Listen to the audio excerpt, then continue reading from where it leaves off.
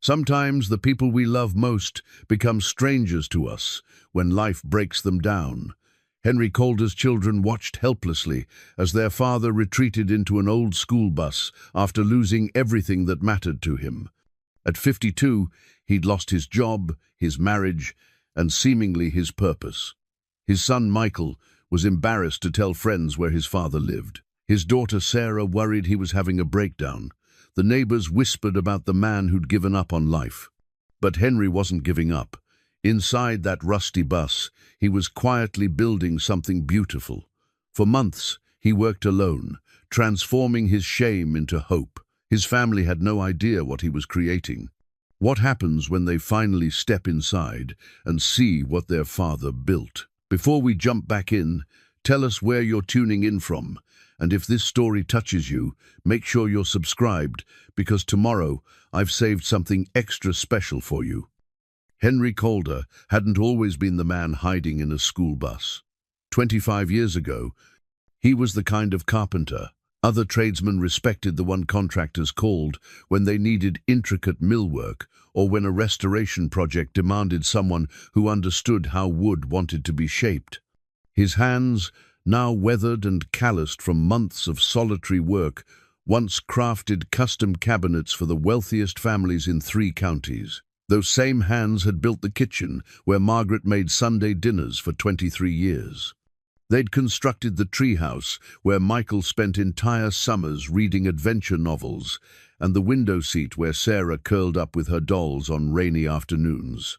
Every piece of trim in their old colonial home bore Henry's signature attention to detail, the kind of craftsmanship that made visitors pause and run their fingers along perfectly fitted joints. But that life felt like someone else's story now. The divorce papers had arrived on a Tuesday morning in March, delivered by a courier who apologized for the inconvenience. Margaret's affair with her yoga instructor had been going on for 8 months, though Henry suspected his heart had known long before his mind accepted it. The revelation came during what should have been their silver anniversary year, a cruel irony that left Henry wondering if any of their shared memories had been real. "I need space to find myself," Margaret had said, standing in the kitchen he'd built with his own hands. "We've grown apart, Henry. We want different things now." Different things. As if 25 years of marriage, 2 children, and a lifetime of shared dreams were simply incompatible preferences, like choosing between coffee or tea. The house went to Margaret in the settlement. Henry's construction job disappeared 3 weeks later when the company downsized, keeping younger workers who didn't mind working weekends or cutting corners on quality. At 52, Henry found himself living in a rented studio apartment, watching his carefully constructed life dissolve like sugar in rain. Michael, now 28 and working as an accountant in the state capital, handled the news with the practical detachment he'd learned in business school. "These things happen, Dad. You'll bounce back. Maybe this is a chance for a fresh start." His wife Jennifer nodded sympathetically while calculating how this might affect their own financial planning. They'd been married 3 years and owned a pristine suburban home where everything matched and nothing showed wear. Sarah, 25, and teaching elementary school in the next town over, cried during their phone conversation, but seemed more concerned with how to explain the situation to her fiancé, Tom. "Are you sure you're going to be okay? Maybe you should talk to someone." There are counselors who specialize in life transitions. Her engagement ring caught the light as she gestured Tom had proposed with his grandmother's diamond, the kind of romantic gesture that belonged to couples who believed in forever. Neither child understood why Henry refused their offers of help. Michael suggested career counseling and networking opportunities. Sarah offered to let him stay in her spare bedroom until he got back on his feet. Both invitations felt like charity, wrapped in the careful kindness adult children use with parents who've disappointed them. The school bus had been sitting in the back field of the old family property for 15 years, a yellow monument to Frank Calder's 30-year career, driving children safely to and from school. Henry's father had died of a heart attack at 67, 3 months after retirement, still planning all the projects he'd tackle once he had time. The bus was supposed to become a workshop, then a guest house, then eventually just became part of the landscape, something everyone noticed but no one discussed. When Henry inherited the property along with 43 acres of overgrown pasture, he'd planned to sell it.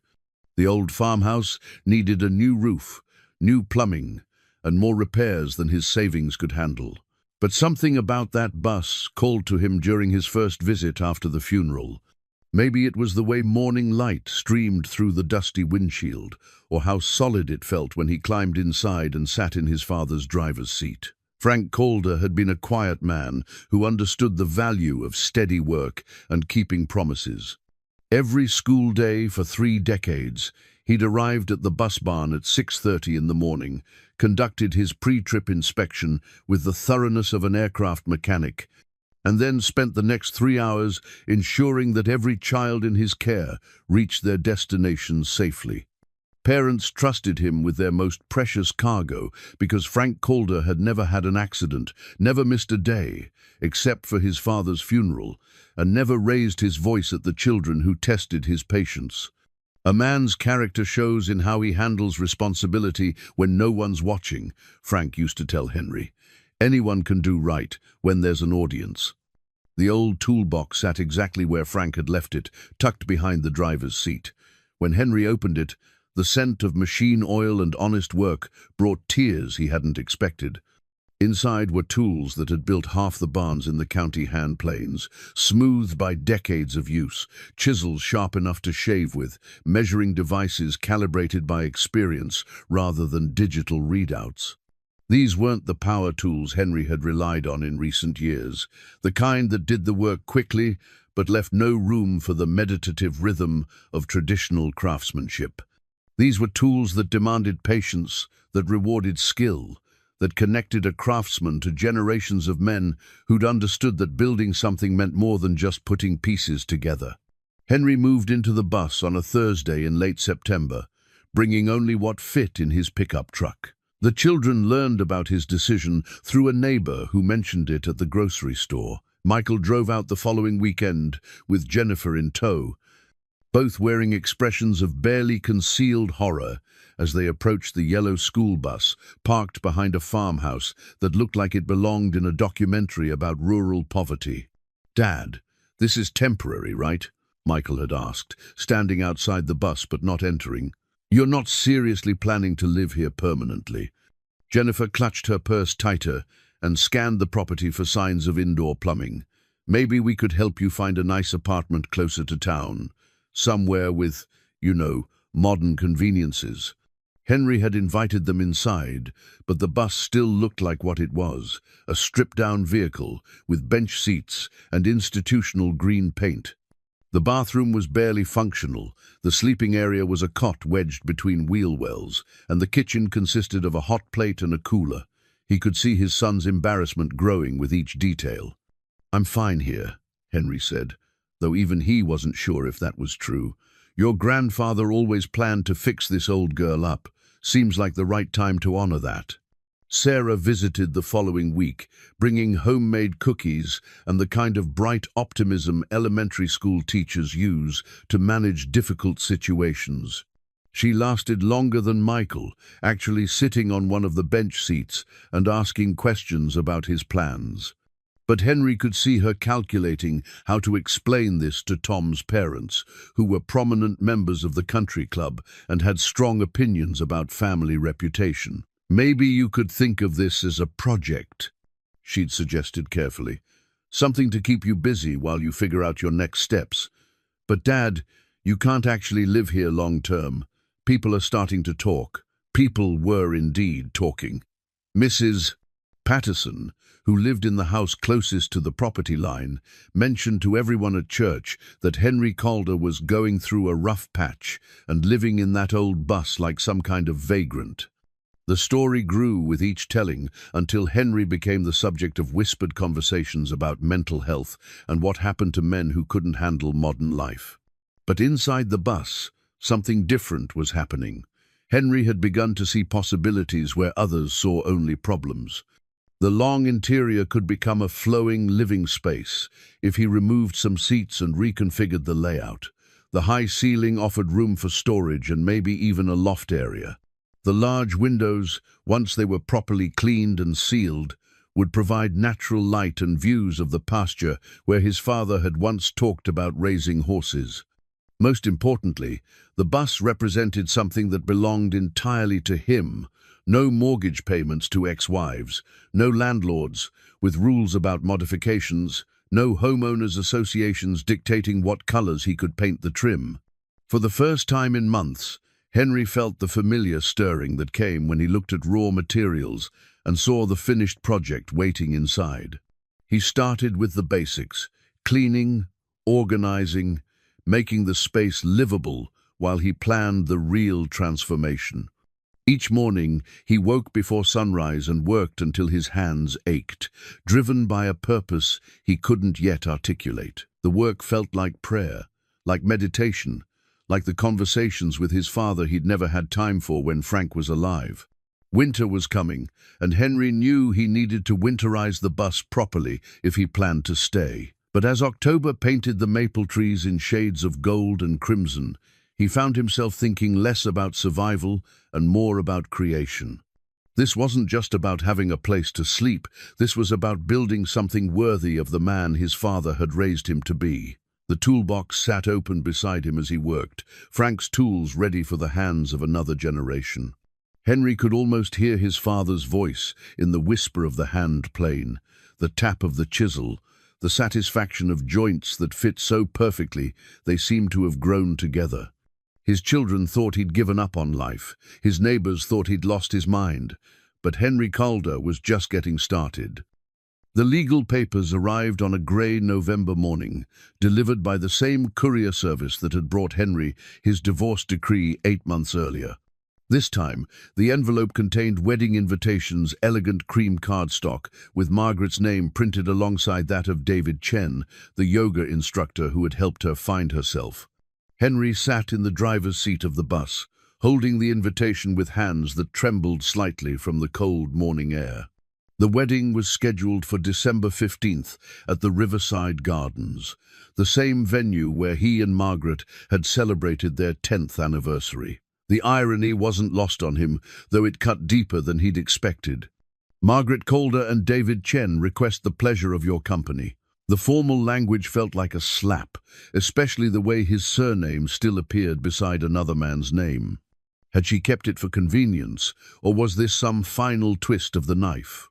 Henry folded the invitation carefully and set it on the dashboard, where it caught the morning light streaming through the windshield. He'd been expecting this, of course. The divorce had been final for months, and Margaret had moved in with David shortly after the papers were signed.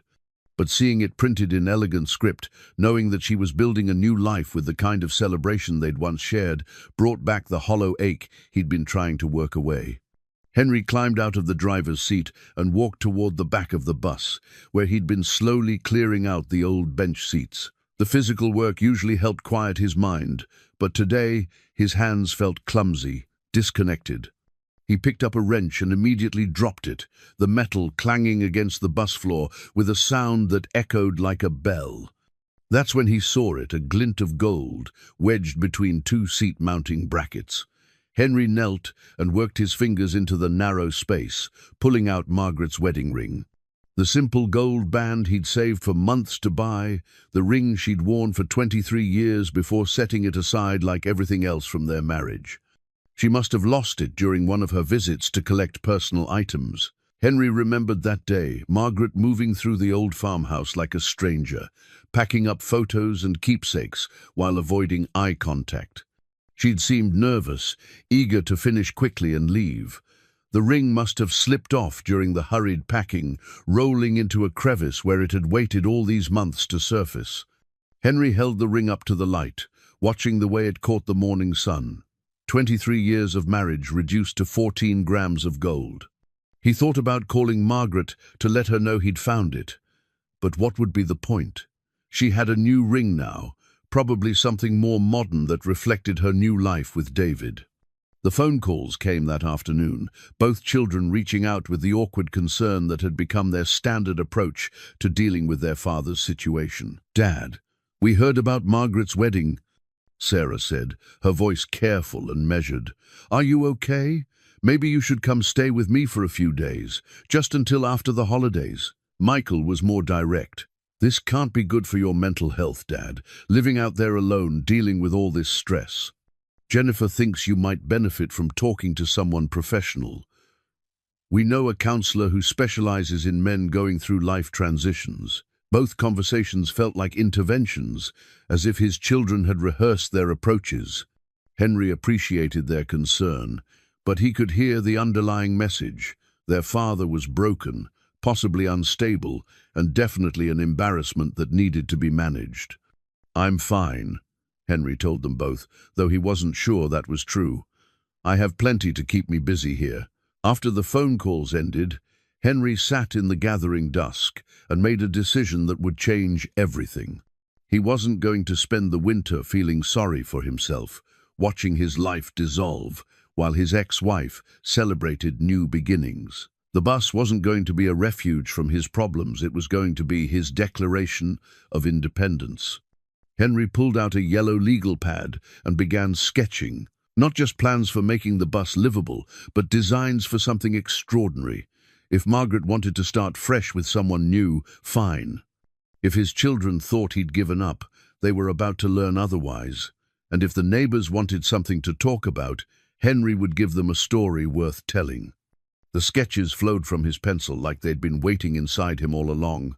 A living room where the front seats used to be, with built-in seating and storage. A galley kitchen that maximized every inch of space. A bedroom that could be private yet open, comfortable yet efficient. This wasn't about survival anymore, this was about creating something beautiful.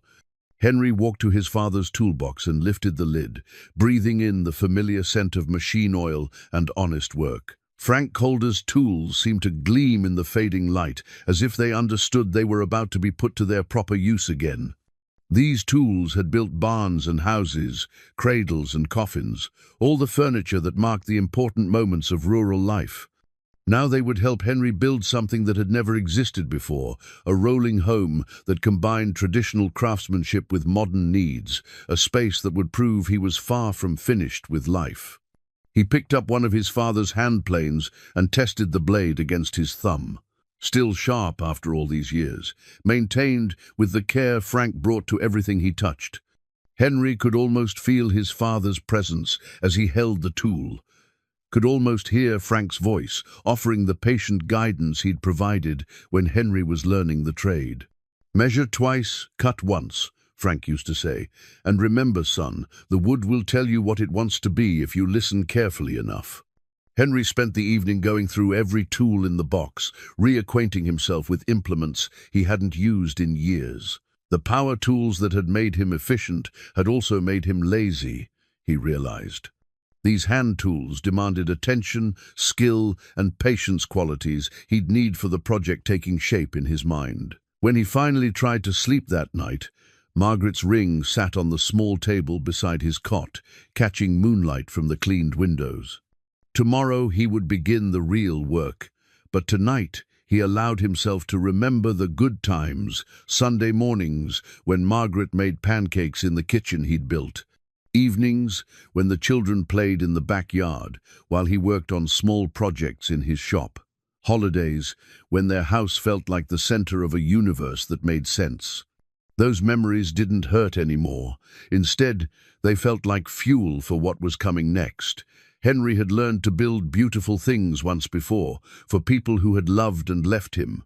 Now he would build something beautiful for himself, something that would last as long as he had breath to maintain it. The invitation remained on the dashboard, a reminder of endings. But beside it, the yellow legal pad filled with sketches represented something else entirely, the first evidence of a beginning that would surprise everyone who thought Henry Calder had nothing left to give. Margaret could have her garden wedding and her new life. Henry was about to create something that would make his old life look like a rough draft. The first serious work began on a Monday morning when frost still clung to the bus windows and Henry's breath formed clouds in the cold air. He'd spent the weekend finalizing his plans, measuring every inch of interior space, and calculating how to transform a vehicle designed to transport children into a home worthy of the man his father had raised him to be. Henry started where all good projects begin, with demolition.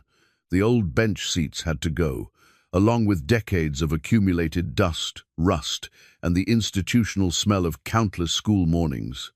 Each seat required careful removal to avoid damaging the floor or structural elements he'd need later. The work was methodical, almost meditative, giving him time to think about what he was really building here. As he unbolted the third row of seats, memories surfaced of teaching Michael basic woodworking when the boy was 8 years old. They'd been building a birdhouse in the garage workshop, Henry guiding small hands as they learned to use a hammer without mashing fingers. Michael had been so proud of that crooked little house, insisting they mount it where he could see it from his bedroom window. "Why do we have to measure so many times, Dad?" Michael had asked, frustrated with the precision Henry demanded. "Because once you cut the wood wrong, you can't uncut it," Henry had explained. "Taking time at the beginning saves you from disappointment at the end." Now, 20 years later, Henry wondered if he'd been too focused on the precision and not enough on the joy. Michael approached everything with the same careful calculation these days, but there was no playfulness in it anymore, no wonder at the process of creating something from nothing. The seats yielded their bolts with the protest of old metal, but Henry's father's tools made the work almost pleasant. Frank's socket wrenches fit perfectly, and the leverage was exactly what Henry remembered from childhood projects in the barn. These tools had been made when manufacturers expected them to last a lifetime, when the weight of solid steel in your hand meant something about the quality of the work you could do. By noon, Henry had cleared the front half of the bus and could see the potential taking shape. Without the seats, the space felt enormous, a blank canvas 35 feet long and 7 feet wide, with 8-foot ceilings that seemed impossibly generous after months of living in cramped quarters. The windows, once cleaned properly, would provide natural light and views of the pasture where his father had once talked about raising horses. Henry was examining the electrical system when he heard a car door slam outside. Through the windshield, he could see Michael's sedan parked beside his pickup truck, with Jennifer sitting in the passenger seat, scrolling through her phone. Michael approached the bus with the careful expression he wore when visiting elderly relatives in nursing homes, polite, concerned, and slightly horrified. "Dad," Michael called out, not quite willing to board the bus uninvited. "Are you in there?" Henry wiped his hands on his work shirt and stepped outside, noting how Jennifer remained in the car despite the pleasant afternoon weather. "Michael, this is a surprise. Jennifer and I were driving back from her parents' place, and I thought we should check on you." Michael glanced around the property with the quick assessment of someone calculating property values. "How are you holding up? We heard about Margaret's situation." The careful phrasing didn't hide what Michael really meant. His father was living in a school bus, his ex-wife was remarrying, and the whole situation reflected poorly on the family's stability. Henry could see the concern warring with embarrassment in his son's eyes. "I'm doing well," Henry said, gesturing toward the bus, "making good progress on the renovation. Want to take a look?" Michael's reluctance was obvious, but he followed Henry inside. Jennifer remained in the car, having found something urgent to attend to on her phone. The interior stopped Michael short, not because of what was there, but because of what wasn't. Where he'd expected chaos and evidence of his father's declining mental state, Michael found systematic progress and careful planning. "You're actually gutting the whole thing," Michael said, surprise evident in his voice. "Complete renovation," Henry confirmed. "New electrical, plumbing, insulation, interior systems. It's going to be a real home when I'm finished." Michael walked the length of the bus, his accountant's mind calculating costs and logistics. "Dad, this is a massive undertaking. The electrical alone will cost thousands, and that's assuming you can get permits for this kind of conversion. Have you thought about the practical aspects? Resale value? Zoning regulations?"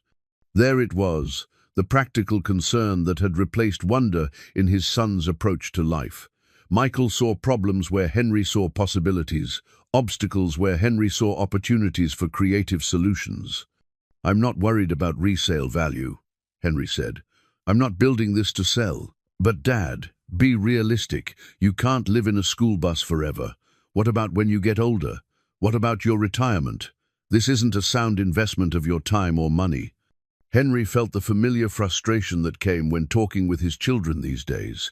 They meant well, but they'd lost the ability to see beyond immediate practical concerns. When had Michael stopped believing in the possibility of creating something extraordinary? "Your grandfather kept this bus for 15 years, planning to do something special with it," Henry said. "I'm finally honoring that plan." Michael softened slightly at the mention of Frank. "Grandpa was different, Dad. He grew up in a time when people had to make do with what they had. You have options now. You could get a nice apartment, maybe find some part-time work to keep you busy." The visit ended with awkward promises to stay in touch, and Michael's suggestion that Henry think carefully about his next steps. Jennifer waved from the car but never left her seat. As they drove away, Henry could see them talking intently, probably planning their next intervention. Alone again, Henry returned to the bus and found Frank's old driver's badge tucked behind a seat-mounting bracket.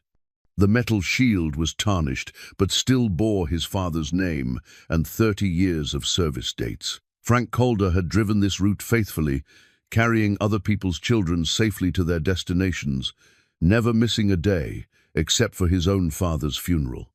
Henry polished the badge with his shirt sleeve until it gleamed, then propped it on the dashboard where he could see it while he worked. Frank had understood duty and service, had taken pride in doing ordinary work extraordinarily well. The badge represented something valuable that Michael's generation seemed to have lost the satisfaction of building something lasting with your own hands. The afternoon light was fading when Henry returned to his demolition work, but he felt energized rather than tired. Michael's visit had clarified something important. This project wasn't about proving anything to his children or ex-wife or neighbors. This was about honoring the man his father had raised him to be and creating something worthy of the tools and wisdom Frank had passed down. The bus would become a masterpiece, not because others expected it, but because Henry's hands remembered what it felt like to create something beautiful. December arrived with an early snowfall that turned the old bus into a yellow island in a sea of white. Henry had established a routine that began before sunrise and continued until his hands ached from the cold. Coffee first, brewed on his camp stove while he studied his plans by lamplight, then outside to split kindling for the small wood stove that kept the bus barely warm enough for detailed work. The demolition phase was complete, revealing the bus's skeleton in all its utilitarian beauty. The framework was solid, built in an era when school buses were constructed to last decades rather than planned obsolescence cycles. Henry had stripped the interior down to bare metal and begun the process of insulation, electrical rough-in, and the careful measuring that would determine every subsequent decision. His daily routine had become a form of meditation. Each morning, he'd examine yesterday's progress and plan the day's tasks. The work demanded absolute precision. A quarter-inch error in framing would compound throughout the entire project. But Henry found peace in the exactitude, in the way traditional craftsmanship demanded his complete attention and left no room for dwelling on Margaret's wedding plans or his children's concerns.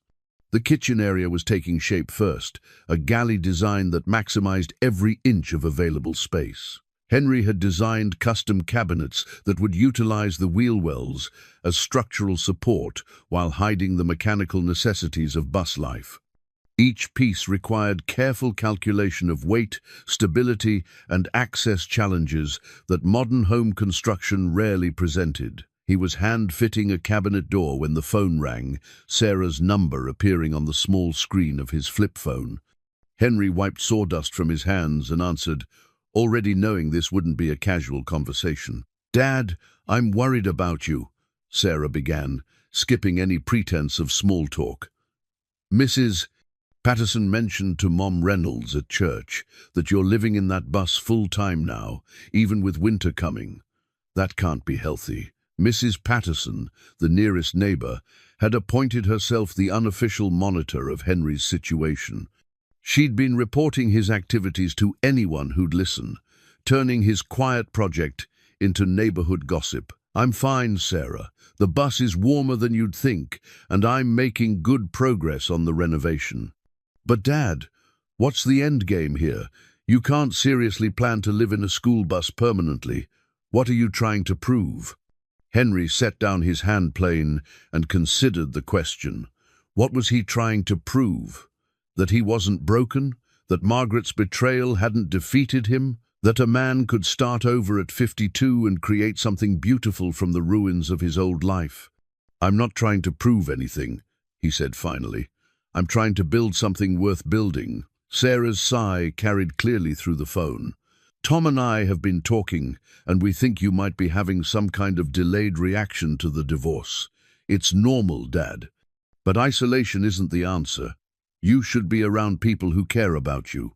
Tom, Sarah's fiancé, who sold insurance and played golf every Saturday at the country club.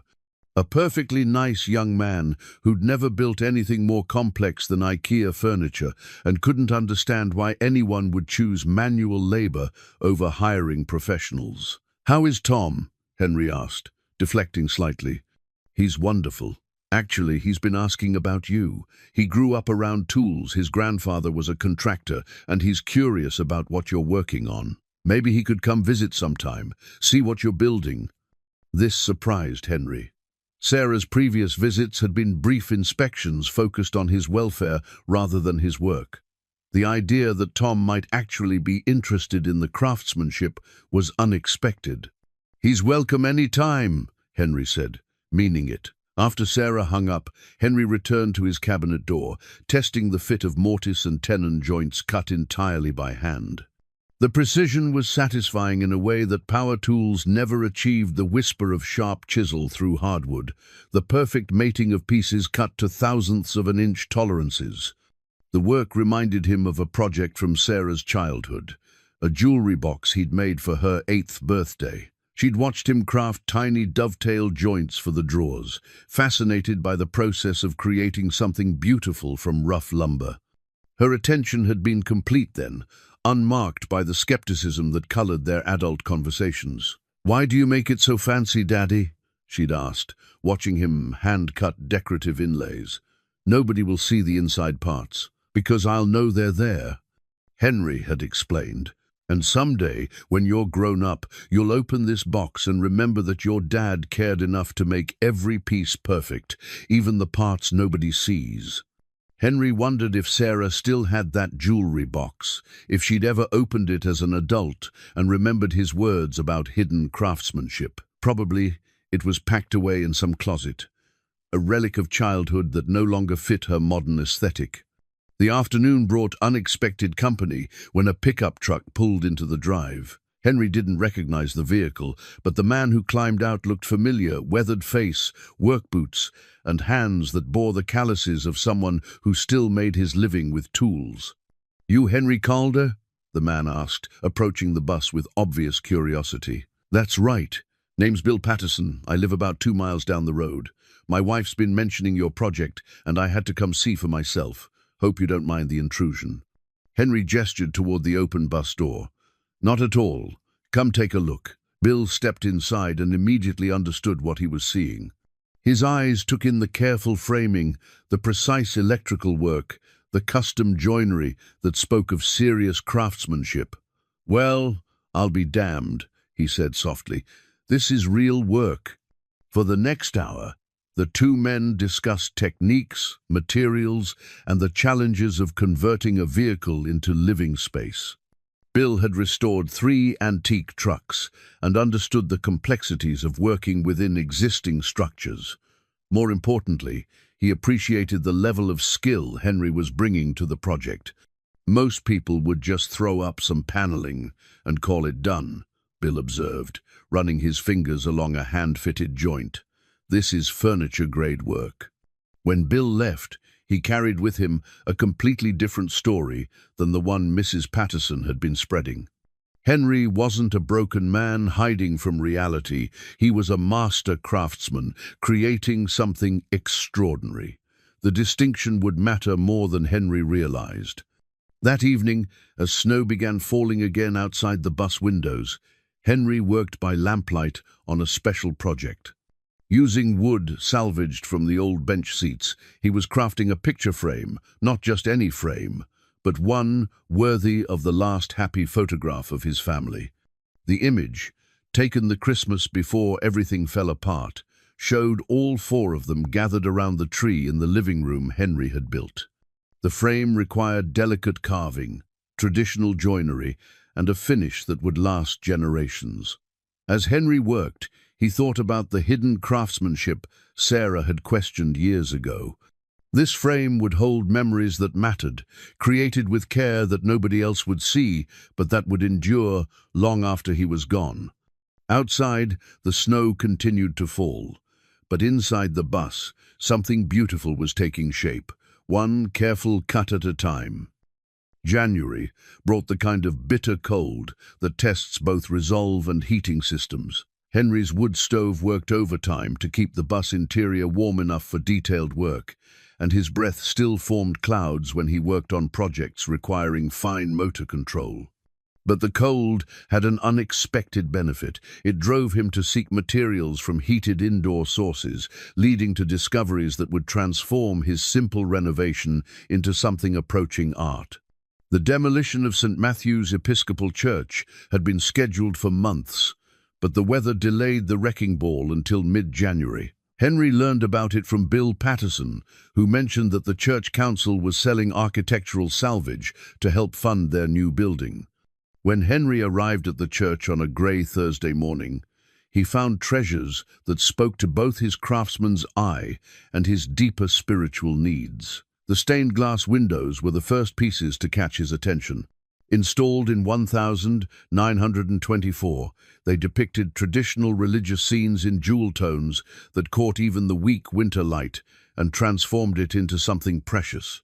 The church council had priced them to sell quickly, more concerned with clearing the building than maximizing profit. "Nobody wants these old things anymore," the council chairman explained apologetically. "The new church will have modern windows, easier to maintain, better energy efficiency. These are beautiful, but they're not practical for contemporary worship." Henry examined the windows with the careful eye of someone who understood both artistry and structural engineering. The lead cames were in good condition, the glass was intact, and the craftsmanship represented skills that had been dying out for decades. More importantly, these windows had been blessed by the prayers and hopes of generations of faithful people. They deserved better than the demolition dumpster. He bought 6 panels for less than the cost of a single modern replacement window. Back at the bus, Henry began the delicate process of measuring and planning how to incorporate stained glass into his mobile home's design. The bus's existing windows were functional but institutional, large panes of clear glass that provided light and views, but no beauty. By carefully replacing selected sections with stained glass panels, Henry could create something that had never existed before, a rolling chapel that would carry sacred art wherever it traveled. The work required skills he'd learned decades earlier during a brief apprenticeship with a master glazier. The memory came flooding back as he handled the ancient tools, the lead knife for cutting cames, the glazing compound that sealed glass to frame. The patience required to work with materials that had been perfected centuries before. Mass production changed how things were made. As Henry worked, he thought about the countless Sunday mornings when these windows had filtered morning light across wooden pews, filled with people seeking comfort, guidance, and community. Now they would filter that same light across his morning coffee, his evening reading, his quiet moments of reflection about the direction his life was taking. The first panel took 3 days to install properly. Henry had to modify the bus's window frame without compromising its structural integrity, create weather-tight seals that would withstand highway speeds, and ensure the stained glass was protected from road vibration. When he finally stepped back to admire the completed installation, the transformation was breathtaking. The panel depicted the parable of the mustard seed, a tiny seed growing into a tree large enough to shelter birds. As afternoon light filtered through the ancient glass, it painted Henry's work area in blues and golds that seemed to bless the humble space with something approaching sanctity. The bus was no longer just a vehicle or a home, it was becoming a sanctuary. Word of Henry's project was beginning to spread beyond Mrs. Patterson's gossip network. Bill Patterson had mentioned it to his brother, who worked at the hardware store, and mentioned it to customers who appreciated fine craftsmanship. The story was changing as it spread. Henry wasn't hiding from reality. He was creating something extraordinary that combined traditional skills with innovative vision. The attention brought unexpected visitors. A retired carpenter named Ed Morrison drove out from town specifically to see Henry's work, bringing his grandson along to witness craftsmanship that was becoming rare in an age of mass production. Boy needs to see how things were really built. Ed explained to Henry as they examined the stained glass installation. Everything now is particle board and hot glue. Kids never seen real joinery. The grandson, maybe 16 years old, seemed more interested in his phone than in Henry's work, until Ed pointed out details that revealed the complexity of the project. How the electrical system was routed to avoid interfering with the stained glass. How the window modification actually strengthened the bus's frame rather than weakening it. How every joint was cut to tolerances that eliminated the need for caulk or filler.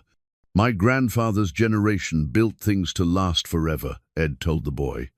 Mr. Calder here is carrying on that tradition.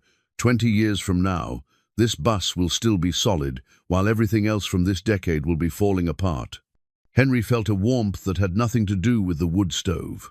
Ed's words carried the weight of professional recognition, one craftsman acknowledging another's skill. It had been months since anyone had seen Henry's work as anything more than an eccentric old man's desperate attempt to avoid reality. The boy asked unexpected questions about the tools Henry was using, the difference between hand-cut and machine-cut joints, why someone would choose more difficult methods when easier ones were available. Henry found himself explaining concepts he'd learned from his own father, how the process was often as important as the result, how patience and precision created satisfaction that shortcuts could never provide. "You could probably sell these," the boy suggested, examining the stained glass installation. "I bet people would pay a lot for custom work like this." Henry smiled at the young man's entrepreneurial thinking, but shook his head. "This isn't about making money, it's about making something worth making." After Ed and his grandson left, Henry returned to work on the second stained glass panel, this one depicting Daniel in the lion's den. As he carefully fitted the ancient glass into its new home, he thought about the story's meaning.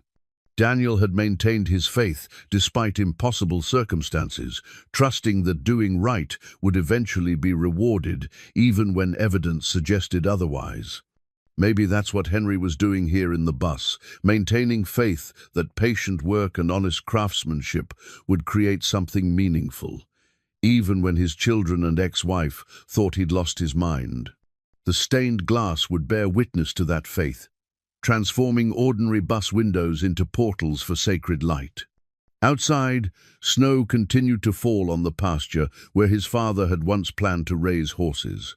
Inside the bus, Henry worked by the colored light of centuries-old glass, creating something that honored both the past and the future, a rolling masterpiece that would carry the best of traditional craftsmanship into whatever came next. February brought a thaw that turned the pasture into muddy channels, but inside the bus, Henry was creating order from what had once seemed like chaos. The stained glass windows now cast rainbow patterns across his work surfaces, transforming even the most mundane tasks into something that felt blessed. But it was a small wooden box that would challenge his skills in ways he hadn't anticipated. Margaret's recipe box had been sitting in a corner of the bus since December, overlooked among the boxes of salvaged materials and surplus belongings. Henry had almost thrown it away several times, viewing it as another painful reminder of their failed marriage. But something about the box's solid construction had stayed his hand. It was made from cherry wood, with dovetail joints and a patina that spoke of decades of faithful use. Opening it had been a mistake, or maybe a necessary step in his healing. Inside were hundreds of index cards in Margaret's careful handwriting, documenting 25 years of family meals. Sunday pot roast recipes, birthday cake variations, holiday cookies that the children had helped make when they were small enough to stand on chairs and measure ingredients with serious concentration. Henry's favorite meatloaf was written on a card stained with sauce spatters from countless preparations. Sarah's celebration pancakes included notes about serving them with fresh strawberries and whipped cream for special occasions. Michael's study snacks listed the combinations of nuts and dried fruit that had fueled late-night homework sessions. Each card told a story of family life that had once seemed permanent. Looking through them, Henry could almost smell cinnamon rolls baking on Christmas morning, could almost hear the laughter that had filled their kitchen during holiday preparations.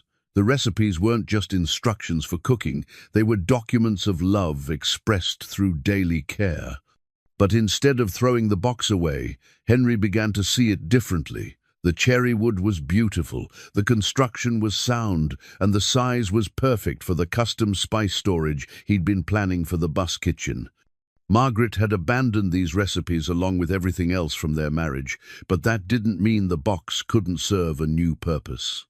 The transformation required delicate work.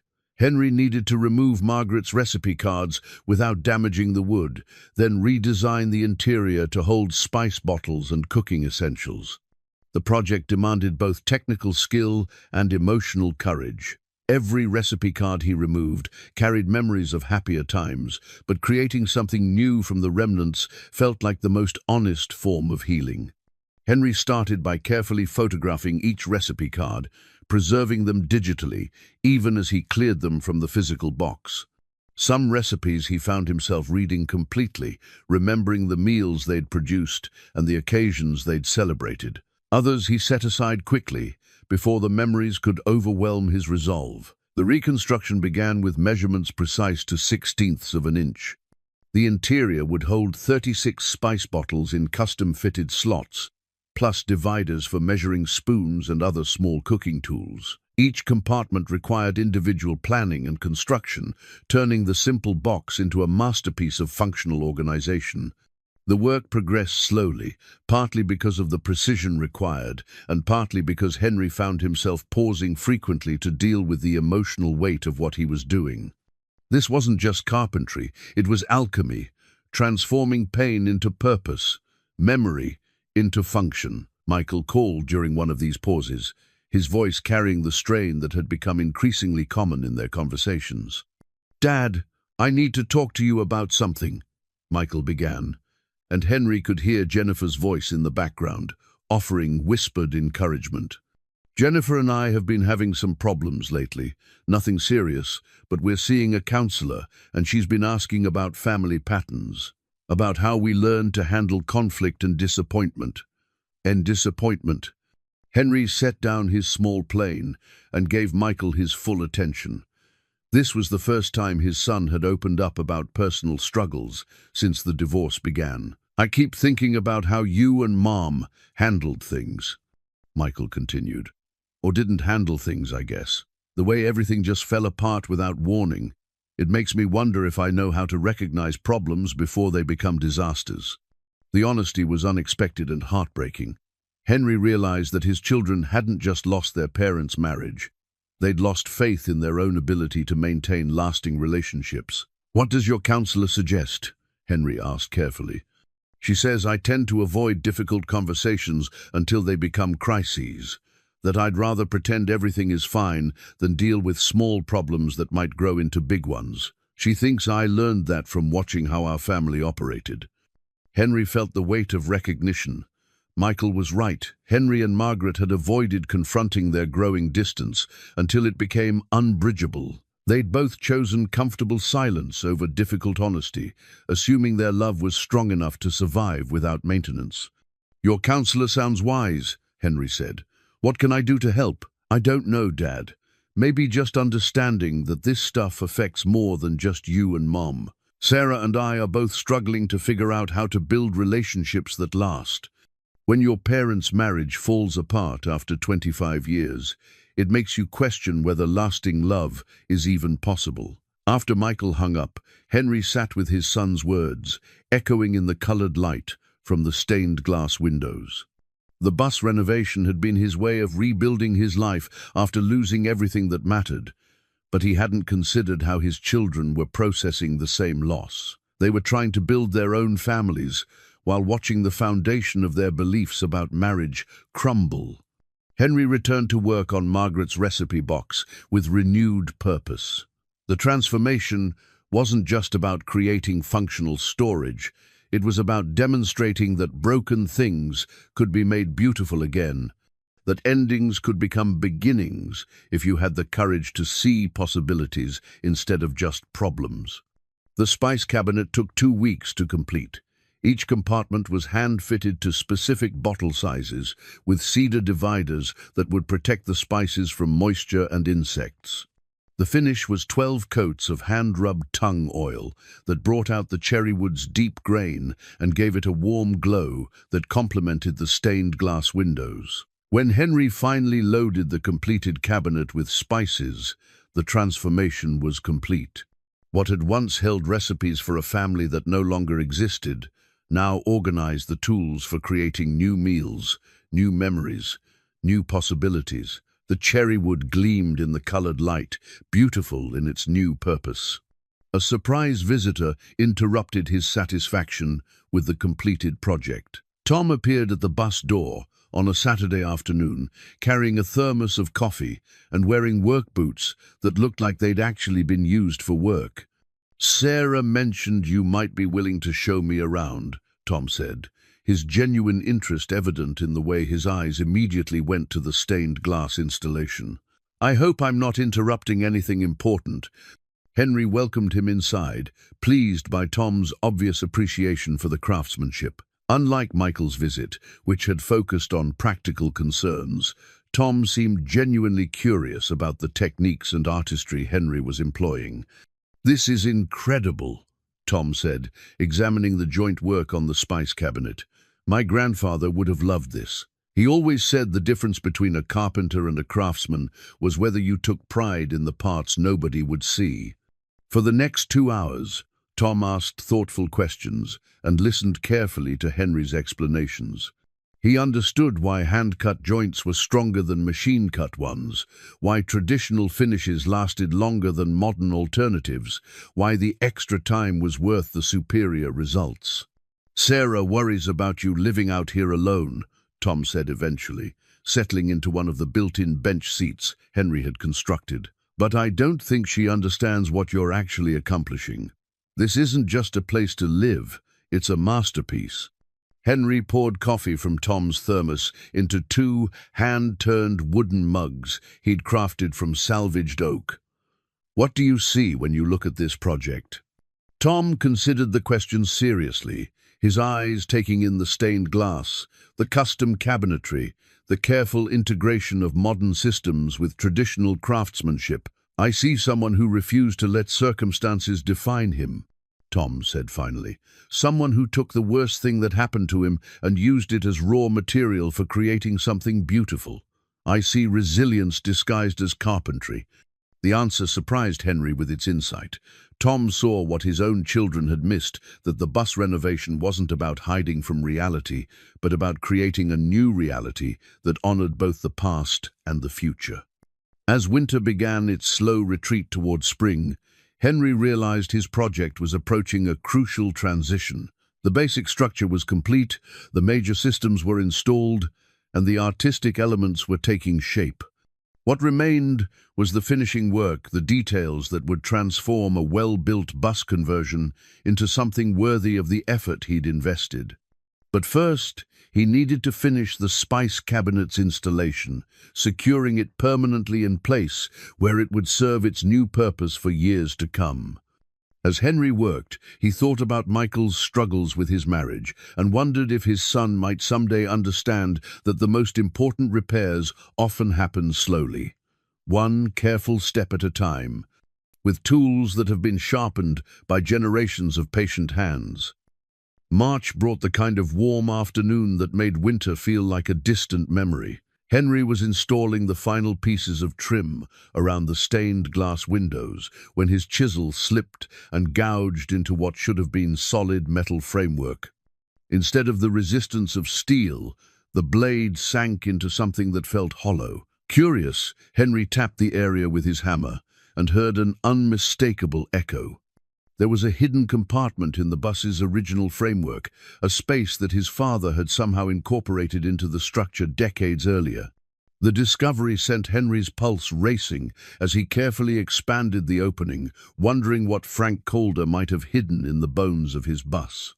The compartment was larger than Henry had expected, roughly the size of a shoebox, and sealed against moisture with the same attention to detail that Frank brought to all his projects.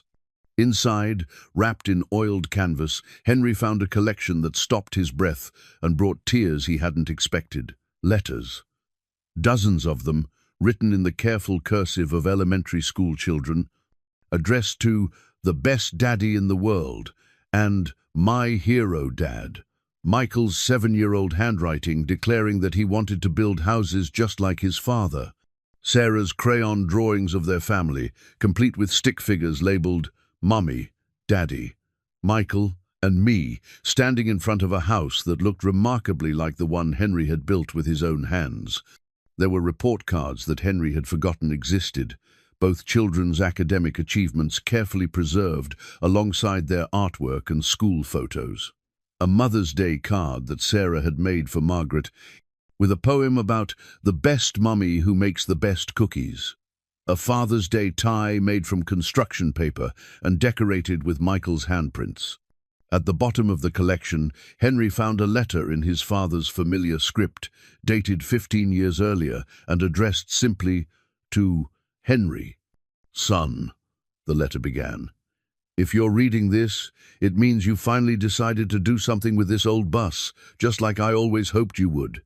I've been saving these treasures for years, ever since Michael and Sarah started school and began bringing home their creations. Margaret used to laugh at me for keeping everything, but I told her these memories were too precious to throw away. I hid them here because I had a feeling that someday you might need to remember who you were before life got complicated.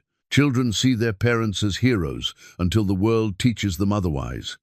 These letters and drawings are from back when you were perfect in their eyes, when they believed you could build anything, fix anything, make anything better just by paying attention to it. I don't know what circumstances brought you to this bus, but I'm guessing they weren't easy ones. Life has a way of breaking down even the strongest men, and sometimes we forget that being broken doesn't mean being worthless. Sometimes it just means we're ready to be rebuilt into something better. These children of yours loved you completely once. They believed in you absolutely. That love doesn't disappear just because circumstances change. It just gets buried under disappointment and hurt, and the practical concerns that come with growing up. Your job now is to remind them who you really are, not by telling them, but by showing them. Build something worthy of their childhood faith, son. Build it with the same hands that once seemed magical to them, and maybe they'll remember that magic is real when it comes from love and patience and the willingness to create something beautiful from whatever materials life provides. Your mother and I are proud of the man you became, and we believe in the man you're still becoming. With all my love, Dad. Henry sat in the colored light of the stained glass windows, his father's letter trembling in his hands as 15 years of grief and loss suddenly recontextualized themselves. Frank hadn't just saved these childhood treasures. He'd created a time capsule of unconditional love, preserving the memory of when Henry was his children's hero, when his approval meant everything and his presence made them feel safe in an uncertain world. The children's letters revealed a father Henry had almost forgotten existed.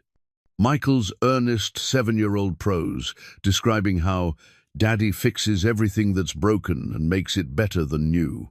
Sarah's kindergarten artwork showing the two of them working together in his shop, her stick figure carefully positioned next to his, both holding tools and smiling. There were photos, 2 candid shots that Margaret must have taken without Henry noticing.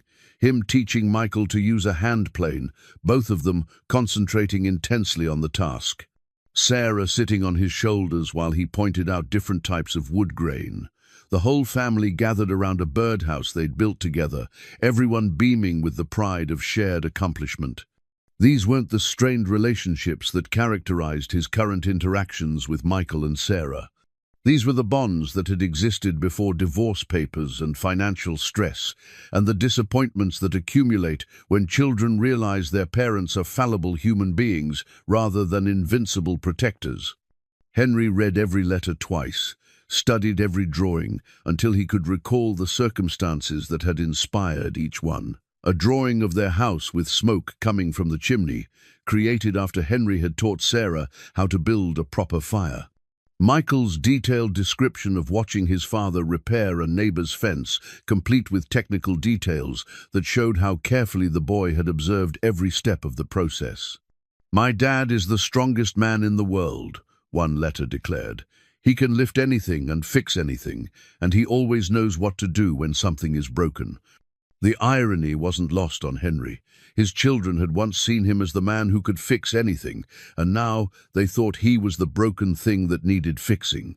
Somewhere between their childhood hero worship and their adult skepticism, the truth about who he really was had gotten lost. But Frank had preserved the evidence. Here, in the children's own words and pictures, was proof that Henry Calder had once been worthy of complete faith and absolute love. More importantly, these treasures suggested that the capacity for that relationship still existed, buried under years of accumulated disappointment, but not destroyed by it. Henry carefully arranged the letters and drawings on his work table, creating a display that would become the centerpiece of what he now realized was more than just a home renovation. This wasn't just about building a place to live, it was about creating a memorial to the father he'd been, and a promise about the father he could still become. The bus renovation took on new urgency as Henry understood its true purpose. He wasn't just building a home for himself, he was creating a physical manifestation of the love these letters and drawings represented. Every hand-cut joint, every carefully selected material, every hours of patient work was an attempt to prove himself worthy of the faith his children had once placed in him. Frank's final gift had been the reminder that love doesn't disappear, it just gets covered over by life's complications. The letters proved that Michael and Sarah had once believed their father could build anything, fix anything, make anything better just by applying his attention and skill to the problem. Now Henry had the chance to prove they'd been right all along. The hidden compartment became a shrine of sorts, carefully restored and lined with cedar to preserve its precious contents. Henry would rebuild it into the bus's design, creating a memory wall that would remind him daily of why this work mattered. Every time doubt crept in, every time the loneliness threatened to overwhelm him, he could look at these testimonies of love and remember that he was building something worthy of the children who had once seen him as their hero. The bus would become more than a home. It would become a testament to the father he'd been and a promise about the father he intended to be again. April arrived with the kind of soft warmth that made every living thing remember what growth felt like. The pasture behind Henry's bus erupted in wildflowers that his father had planted decades earlier, blues and yellows and whites that turned the field into a living canvas. Inside the bus, Henry was putting finishing touches on what had become far more than a renovation project. The discovery of his father's hidden time capsule had transformed Henry's understanding of what he was building. This wasn't just a home, it was a love letter written in wood and glass and metal, addressed to the children who had once believed their father could fix anything. Every detail now carried the weight of that purpose. Henry spent his mornings working on the memory wall, a carefully curated display that would showcase Frank's preserved treasures alongside new elements that told the story of their family's journey. The children's letters and drawings were mounted behind glass, protected but visible, reminding anyone who entered that this space was built on a foundation of love that had survived every disappointment.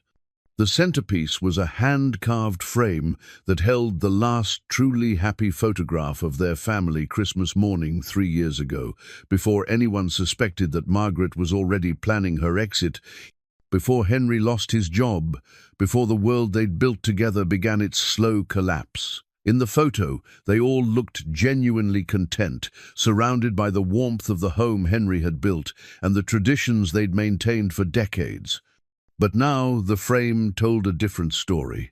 Henry had carved it from cherry wood salvaged from their old dining room table, the one that had hosted thousands of family meals.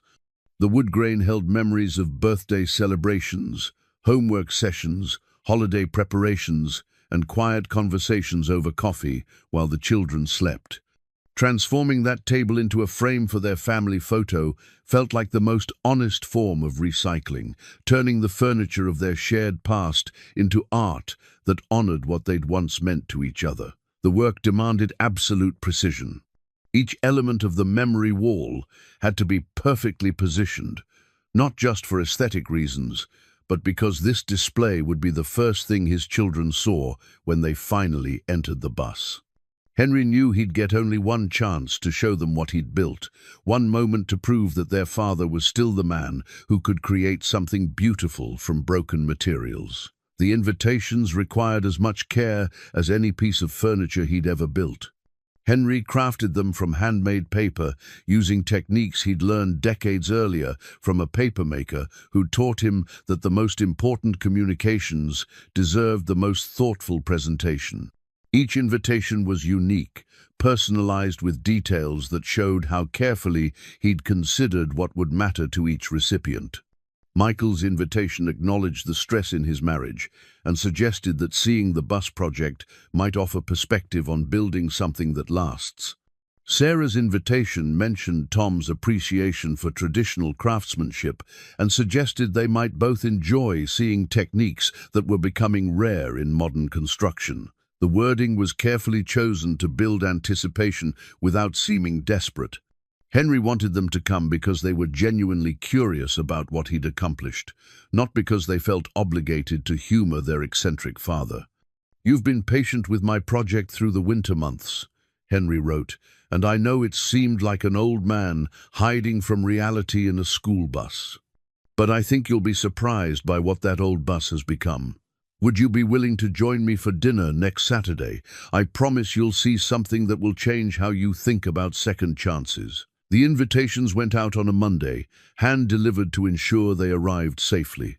Henry spent the rest of the week preparing the bus for visitors, cleaning every surface until it gleamed, adjusting the lighting to show off the stained glass at its best, and planning a menu that would demonstrate the functionality of his custom kitchen.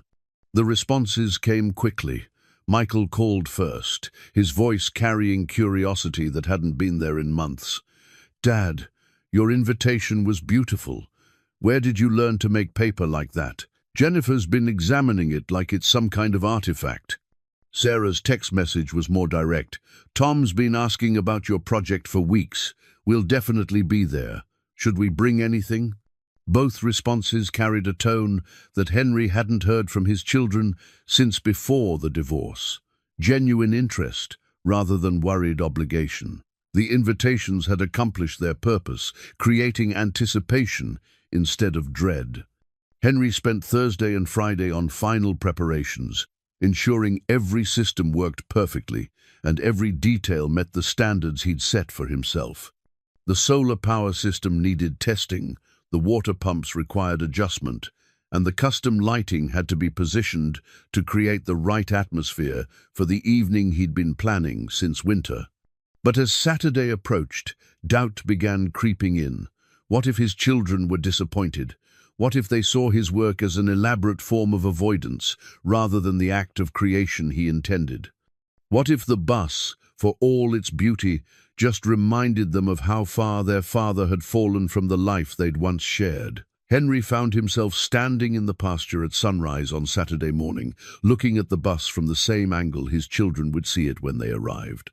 The yellow paint had weathered to a soft gold, and the morning light, streaming through the stained glass windows, created patterns on the ground that looked almost magical. Frank's driver's badge, now polished and prominently displayed on the dashboard, caught the first rays of sun and reflected them back like a beacon. This was the moment Henry had been building toward for 8 months, not just the completion of a renovation project, but the chance to show his children that their father was still the man who could create beauty from brokenness, who could take the worst circumstances and transform them into something worthy of admiration. The menu for the evening was carefully planned around dishes that would showcase both the bus's kitchen capabilities and Henry's newfound skills in confined space cooking. He'd learned to prepare complex meals using minimal equipment, and tonight's dinner would demonstrate that the bus wasn't just a place to survive, but a platform for actually living well. More importantly, the meal would be prepared using spices stored in Margaret's transformed recipe box, ingredients grown in the small garden Henry had planted behind the bus, and techniques he'd perfected during long winter evenings when cooking became both necessity and meditation. As the day progressed, Henry made final adjustments to the memory wall, ensuring every piece was perfectly positioned. The children's letters were arranged chronologically, showing the progression of their relationship with their father, from early childhood through the pre-teen years, when life was still simple enough for unconditional hero worship. Frank's letter occupied a place of honor at the center of the display, its wisdom about rebuilding broken lives serving as the thesis statement for everything Henry had accomplished. The old man had understood something that Henry was only beginning to grasp, that the most important construction projects weren't about building structures, but about rebuilding relationships.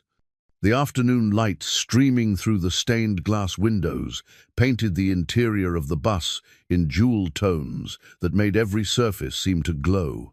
Henry had timed the invitation for late afternoon, knowing that this would be the hour when his work would look its absolute best, when the combination of natural and artificial lighting would create an atmosphere that would take his children's breath away.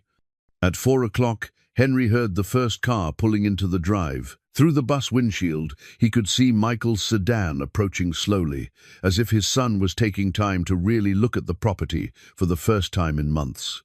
Behind Michael's car, Sarah's truck followed at a respectful distance, Tom visible in the passenger seat. Henry took a deep breath, checked his appearance in the mirror he'd mounted near the door, and prepared to welcome his children into the world he'd spent 8 months creating.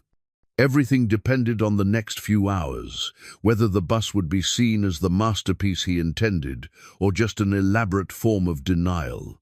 The sound of car doors closing carried clearly across the pasture. Henry could hear voices, though not words, and the tone suggested curiosity rather than resignation. His children were approaching the bus with an openness he hadn't heard in their voices for months. This was the moment Henry had been building toward since that first morning, when he'd found Margaret's wedding ring and decided to transform his shame into something beautiful. The success or failure of 8 months' work would be measured not in the perfection of his joints or the beauty of his stained glass, but in whether his children could see past their father's circumstances to recognize the love that had created every carefully crafted detail. Henry opened the custom-forged door handle and stepped outside to greet the family that had once meant everything to him, and might, if he'd built well enough, mean everything to him again. Michael approached the bus with Jennifer beside him, their expressions carrying the careful neutrality of people prepared to be supportive, regardless of what they encountered. But Henry could see the moment when expectations shifted to surprise. Michael's steps slowed as he took in details that didn't match his assumptions about his father's living situation. The bus looked nothing like the institutional yellow vehicle they remembered from childhood. The exterior had been restored to a warm gold that complemented the landscape, and the stained glass windows caught the late afternoon light like jewels set in the metal framework. Solar panels gleamed from the roof, and a small garden flourished beside the entrance, complete with herbs that filled the air with the scents of basil and rosemary. Sarah and Tom emerged from their truck with expressions of undisguised amazement. Tom immediately began examining the external modifications with the eye of someone who understood construction, pointing out details to Sarah as they approached. The solar installation, the upgraded electrical connections, the subtle reinforcements that had transformed a school bus into something that looked more like a custom-built recreational vehicle. "Dad," Sarah said, stopping 10 feet from the bus entrance, "this is not what we expected." Henry smiled, his nervousness beginning to transform into pride. "I was hoping it might surprise you. Are you ready to see what 8 months of work can accomplish?" Jennifer spoke for the first time since arriving. "Henry, this is beautiful. The windows are extraordinary. Where did you find stained glass like that?" "Salvaged from St. Matthew's before they demolished it," Henry explained, pleased that she'd noticed his proudest artistic achievement. "Seemed like they deserved a second life rather than ending up in a dumpster."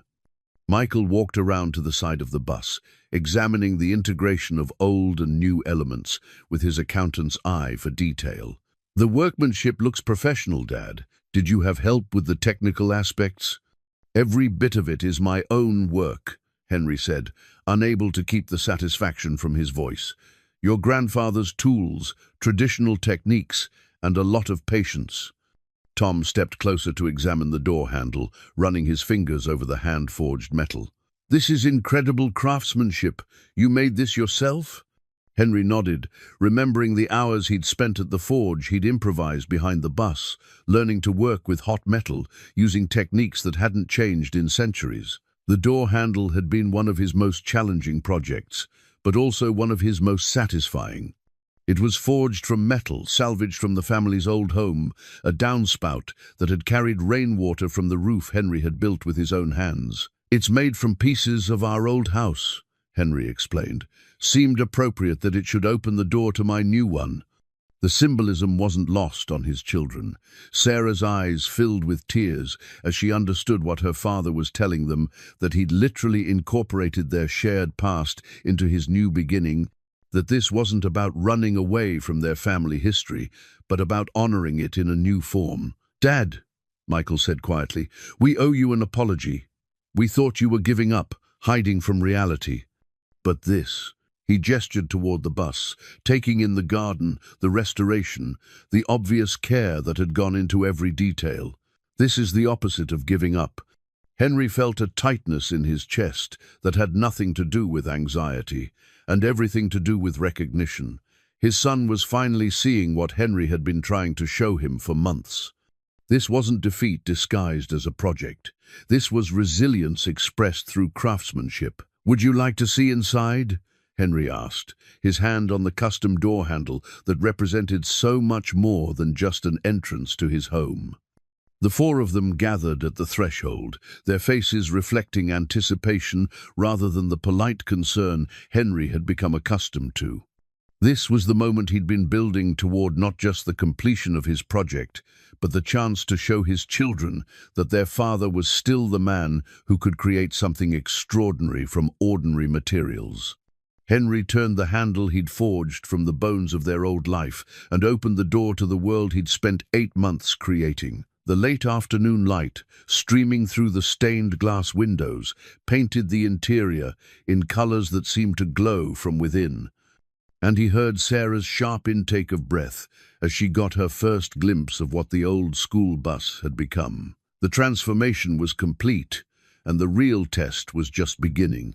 Everything Henry had learned about love, loss, craftsmanship, and redemption was about to be measured in his children's reactions to the home he'd built, not just for himself, but for the possibility of their family finding its way back to each other.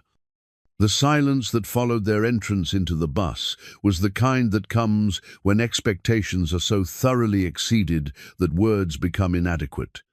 Jennifer's hand flew to her mouth.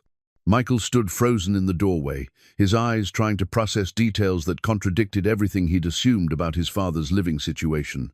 Sarah made a sound that was half gasp, half sob.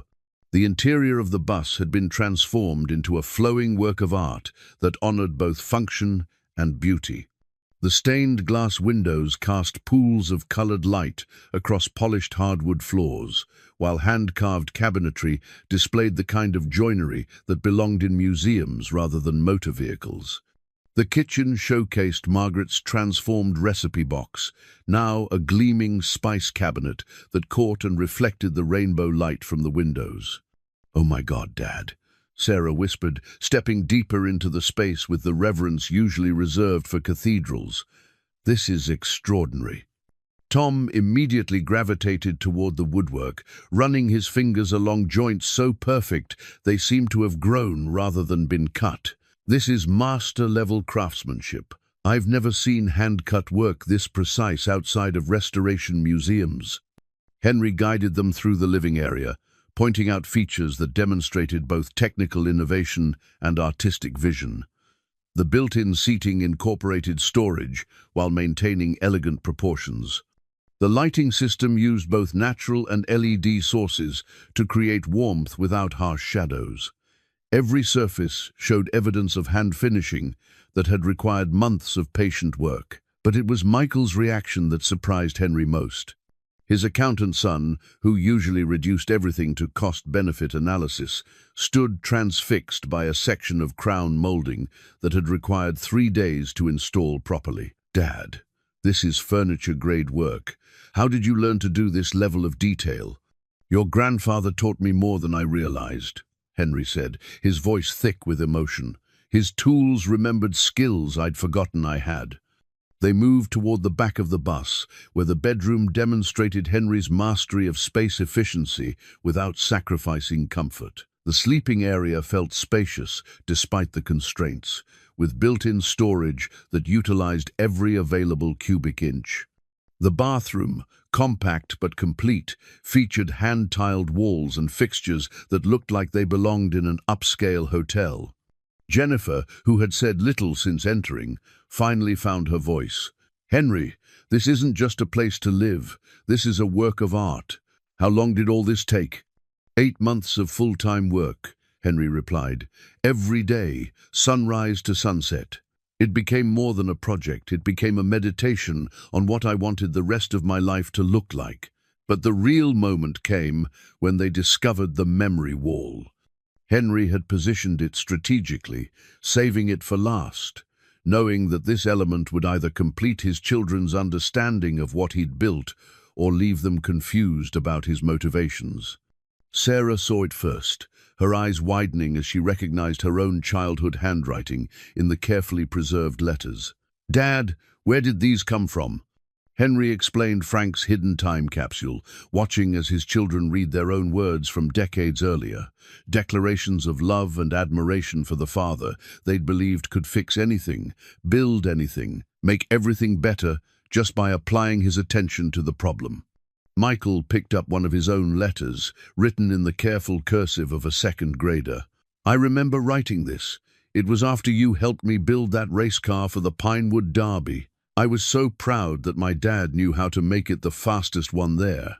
Sarah studied a drawing she'd made, showing the two of them working in his shop, both stick figures smiling as they held tools. "I drew this after you taught me to use the hand plane. I thought it was magic, the way you could make wood smooth as silk just by pushing that tool across it." The tears came then, not the polite moisture of nostalgia, but the deep sobbing of recognition and loss and hope, all mixed together. Sarah threw her arms around Henry with the fierce intensity she'd shown as a child, and for the first time in years, he felt like her father, rather than someone she needed to manage. Michael's embrace was more tentative, but equally meaningful. "Dad, I'm sorry we doubted you. We thought you were breaking down, but you were actually building something incredible. This is who you've always been, we just forgot how to see it."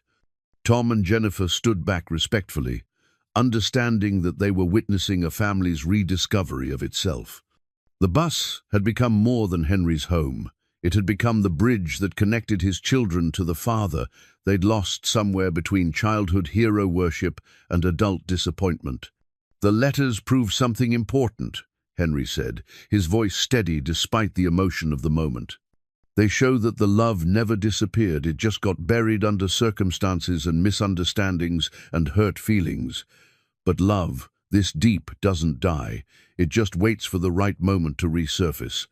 As the colored light from the stained glass windows painted them all in blues and golds and roses, Henry realized that his 8-month project was complete in ways he hadn't anticipated.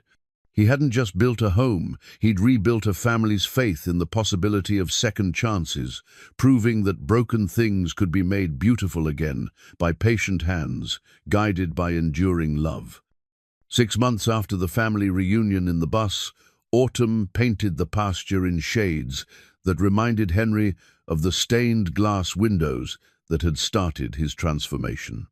The old school bus had become the heart of something he'd never expected, a gathering place where 3 generations came together to remember what family meant. Michael's marriage had not only survived his crisis, but emerged stronger, built on the foundation of honest communication that his father's example had inspired. Watching Henry rebuild from complete loss had taught Michael that relationships, like fine furniture, required constant maintenance and occasional major repairs. The counseling sessions became less about avoiding disaster and more about building something that would last. "Jennifer and I have been talking about building a workshop behind our house," Michael said, running his hand along a cabinet door Henry had recently completed for a local client. "Not because we need the storage, but because there's something about working with your hands that makes everything else make more sense." Sarah had broken off her engagement to Tom, but not for the reasons anyone expected. Seeing her father's transformation had made her realize that Tom was the kind of man who valued substance over appearance, craftsmanship over convenience. Her new relationship with him was built on deeper foundations, shared values about what made life worth living, mutual respect for work that mattered, and an understanding that the best things were worth waiting for and working toward. "We're planning to get married next spring," Sarah announced during one of their Sunday visits, her engagement ring catching light from the stained glass windows. "Tom wants you to build something special for the ceremony, maybe an arbor? Something that will remind everyone that the best marriages are like the best furniture built to last forever with the right care and attention." Henry's business had grown beyond anything he'd imagined possible. Word of the bus renovation had spread through the community like a slow fire, bringing him commissions from people who valued traditional craftsmanship and didn't mind paying for work that would outlast the current generation. But more importantly, it had brought him apprentices, young people who wanted to learn skills that were disappearing from the modern world. The magazine feature had appeared in early American life, complete with photographs that captured the bus's transformation from institutional yellow to rolling masterpiece. The article focused not just on the technical accomplishments, but on the story behind them. A man who had refused to let circumstances define him, who had used his lowest moment as the foundation for his greatest achievement. But the real measure of Henry's success wasn't in magazine articles or client referrals. It was in the rhythm of Sunday dinners that had resumed in the bus. With Michael's family and Sarah and Tom gathering around the table Henry had built to fit the space perfectly. Jennifer had learned to cook using recipes from Margaret's old collection, now kept in digital form, but prepared with spices stored in the transformed recipe box. The conversations were different now, deeper and more honest than the careful politeness that had characterized their interactions during the dark months after the divorce. Michael talked openly about his struggles with work-life balance, seeking his father's advice about finding meaning beyond financial success. Sarah shared her plans for incorporating traditional arts into her elementary school curriculum, inspired by watching Henry teach neighborhood children basic woodworking skills. "I've been thinking about what makes the difference between surviving hard times and thriving because of them," Henry said during one of these dinners. the autumn light streaming through his stained glass windows, painting them all in warm colors. I think it comes down to whether you use your challenges as excuses or as raw materials. The bus's most recent addition was the family compass, mounted on the dashboard where Frank's driver's badge had once sat alone. Henry had crafted it from brass salvaged from their old house, with a face that showed not magnetic north, but rather home, wherever the bus happened to be parked when family gathered inside it. The compass represented everything Henry had learned about navigation during his darkest year. Home wasn't a place you owned or a structure you built. It was wherever love gathered to create something beautiful from whatever materials life provided. Tom had proven himself worthy of the family's trust, not through grand gestures, but through quiet consistency. He'd spent countless hours in the bus, learning traditional techniques from Henry, approaching the work with the same reverence Henry had learned from his own father. More importantly, he understood that marrying Sarah meant joining a family that measured worth not by income or status, but by the willingness to invest time and care in creating something lasting. "Your father saved our family," Tom told Sarah during one of their working sessions, carefully hand-sanding a piece of cherry wood that would become part of their wedding arbor. "Not by fixing our problems, but by showing us that problems are just opportunities to build something better." The seasonal rhythms that governed Henry's new life brought unexpected satisfaction. Spring meant planning new projects and teaching workshops for young people who wanted to learn skills their schools no longer offered. Summer brought the long days perfect for complex construction and the evening visits from family who stopped by after work to see what Henry was creating. Autumn was for finishing projects and preparing for the quiet contemplation that winter would bring.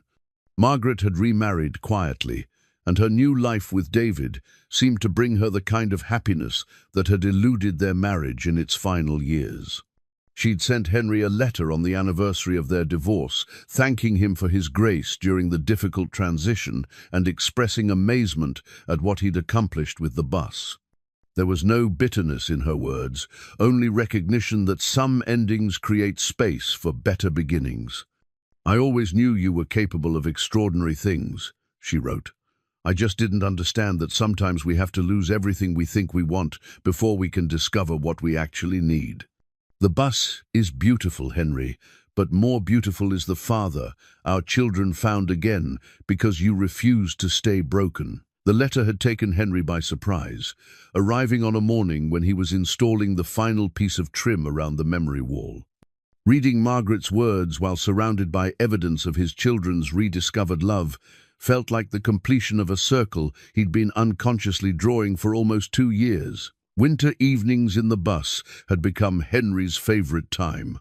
The stained glass windows looked different by lamplight, more mysterious and contemplative, perfect for the quiet work of hand-finishing details or planning future projects.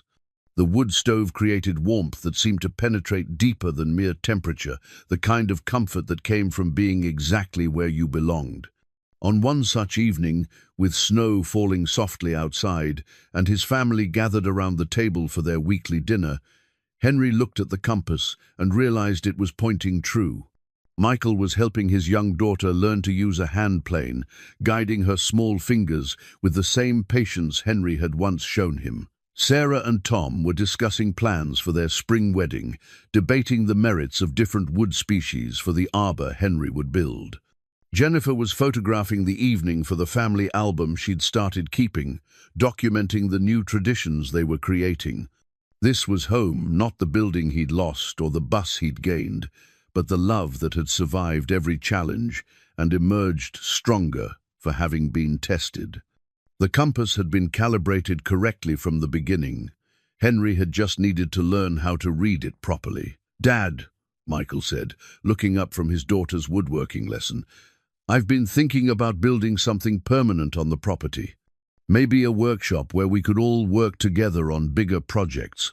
What do you think?" Henry smiled, watching his granddaughter's intense concentration as she learned to feel the wood respond to properly sharpened tools. 3 generations working together, passing down skills and stories, and the understanding that the most important things in life were built slowly, carefully, with patience and love. "I think that sounds like a perfect next project," Henry said, his voice carrying the satisfaction of a man who had learned that second chances weren't given. They were built, one careful joint at a time, by hands guided by hope and hearts that refused to accept that broken meant worthless. Outside, the snow continued to fall on the pasture, where Frank Calder had once dreamed of raising horses. Inside the bus, his son was surrounded by the family he'd rebuilt from the ruins of the family he'd lost, proving that the most important navigation tool wasn't a compass that pointed north, but the wisdom to understand that home was wherever love chose to gather and create something beautiful from whatever materials were at hand. The bus had become exactly what Henry had intended, not just a place to live, but a testament to the possibility of transformation, a rolling masterpiece that carried the best of the past into whatever future his family would build together.